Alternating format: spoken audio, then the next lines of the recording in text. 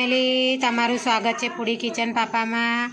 આજે આપણે બનાવીશું ફરારી ચેવડો બટાકાનો। તેના માટે મેં બટાકા આ રીતે લઈ લીધા છે, તેને હવે આપણે છોલી નાખવાના છે।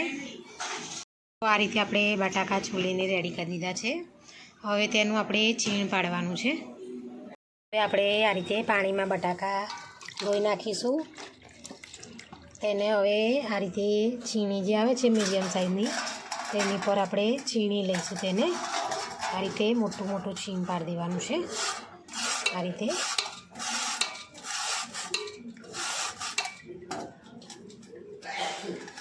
જો આ રીતે તેવી રીતે હવે આપણે બધું છીણ પાડી દઈશું। આ રીતે થોડું પાતળું ને એવું પડશે આનાથી। જો આ રીતે જે બજારમાં ચેવડો મળે છે તેવો આપણે ચેવડો થશે એકદમ। તો ચાલો હવે આપણે બધું છીણ પાડીને રેડી કરી દઈએ। જો આ રીતે આપણે છીણ પાડી દીધું છે બધું। હવે તેને આપણે પાણીમાં નાખી દઈશું। તો આ રીતે આપણે 4 થી 5 પાણીએ તેને ધોઈ લેવાનું છે, જેથી કરીને તેનો બટાકાનો જે સ્ટાર્ચ છે બધો વ્હાઈટ નીકળી જાય। તેટલા માટે તેને 4 થી 5 પાણી આપણે ધોઈ લેવાનું છે। આ રીતે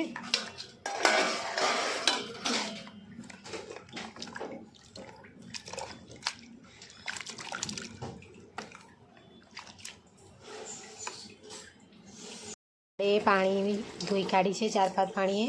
આ રીતે એકદમ ચોખ્ખું પાણી થઈ જાય ત્યાં સુધી તેને ધોઈ કાઢવાની। જો એકદમ સરસ ધોઈ ગઈ છે। આ રીતે ધોઈ કાઢવાની, જ્યાં સુધી તેનું સફેદ પાણી નીકળે ત્યાં સુધી તેને ધોતું જ રહેવાનું।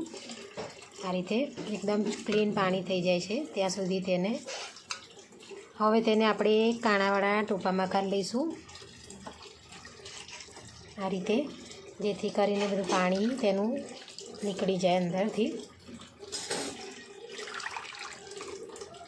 આ રીતે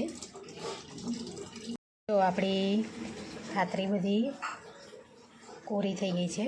હવે તેને આ રીતે કોટનનો કકડો લઈ લેવાનો, તેમાં આ રીતે આપણે ફેલાવી દેવાની, જેથી કરીને પાણીનો જે ભાગ હોય તે બધો ઉડી જાય।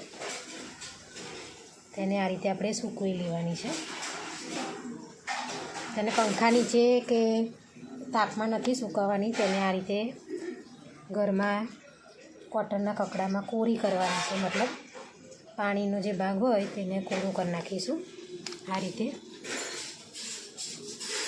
રીતે આપણે બધી કાતરીને ફેલાવી દીધી છે કોટનના કકડામાં। હવે તેને 15 મિનિટ માટે આપણે સુકાવા દઈશું આવી રીતે જ, જેથી કરીને પાણીનો જે ભાગ છે તે બધો કોટનના કકડામાં શોષાઈ જાય। તેટલા માટે પાણી એકદમ તમારે રહેવું ના જોઈએ। તો જો આ રીતે આપણી વેફર બધી સુકાઈ ગઈ છે કાતરી।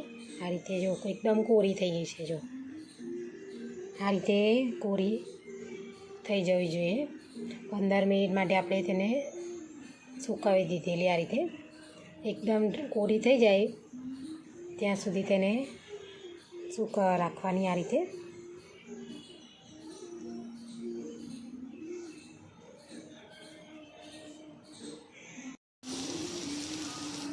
તો જો આ રીતે આપણે તેલ ગરમ કરવા માટે મૂકી દીધું છે।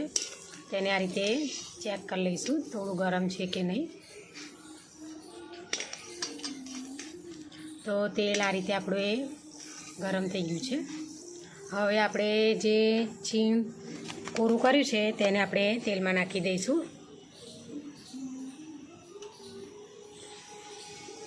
આ રીતે ગેસ તમારે એકદમ લો રાખવાનો છે, મીડિયમ। આ રીતે નાખી તેને આ રીતે છૂટું કરી દઈશું, જેથી કરીને ગઠ્ઠા ના થઈ જાય। આ રીતે જો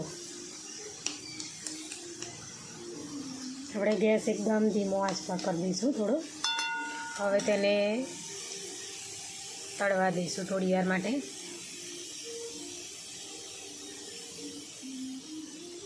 તેને આ રીતે આપણે હલાવતા રહેવાનું છે સતત, જેથી કરીને ઉપર નીચે થઈ ક્રિસ્પી થઈ જાય થોડી।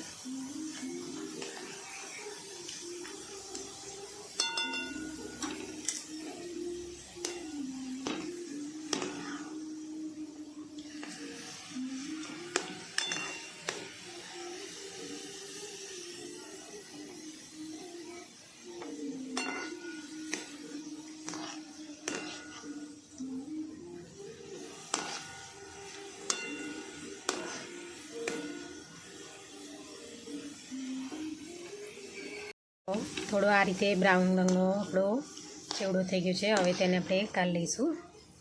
આ રીતે થોડો બ્રાઉન રંગનો થવા દઈશું તેને. બબલ્સ થતાં બંધ થાય એટલે ચેક કરી લેવાનું. જો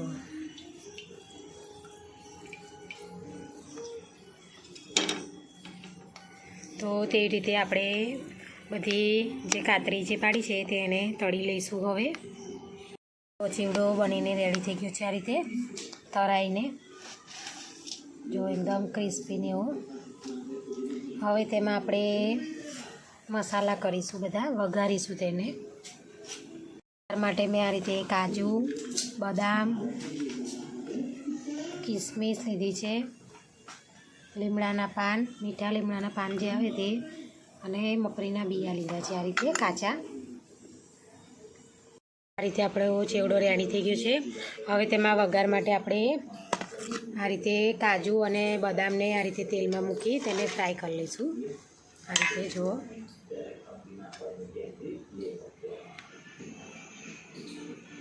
તો આ રીતે થોડા બ્રાઉન રંગના થાય ત્યાં સુધી તેને તળી લેવાના. જો હવે આ રીતે થોડા બ્રાઉન રંગના થઈ ગયા છે તેને હવે કાઢી લઈશું આપણે.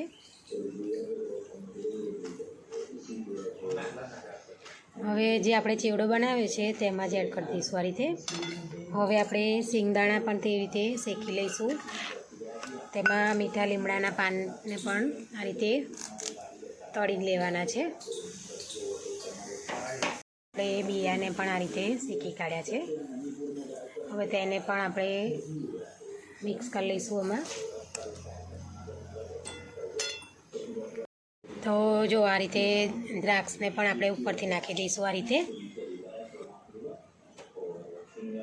આપણે તેમાં મસાલા નાખીશું તેટલા માટે મેં વરિયાળી લીધી છે, દળેલી ખાંડ લીધી છે, અને ફરારી ચેવડો બનાવીએ છીએ એટલે મેં સિંધવ મીઠું લીધું છે આ રીતે.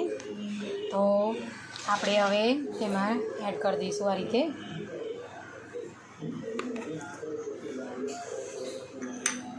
હવે વરિયાળી નાખીશું, દળેલી ખાંડ નાખીશું. હવે આપણે બધું મિક્સ કરી લેવાનું છે. તો જો આ રીતે આપણે મિક્સ કરી લઈશું બધું.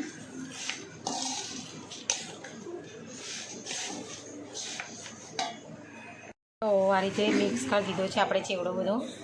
આપણો ચેવડો બનીને રેડી થઈ ગયો છે. તો જો આપણો ચેવડો બનીને રેડી થઈ ગયો છે. મેં આ રીતે સર્વ કરી દીધો છે. નવરાત્રિ માટે તમે ઘરે બનાવી શકો છો ફરારી ચેવડો આ રીતે. તમને તોડીને પણ બતાવી દઉં. એકદમ ક્રિસ્પી ને એવું સરસ.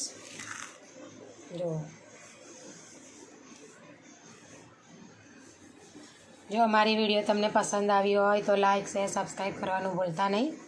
Thanks for watching.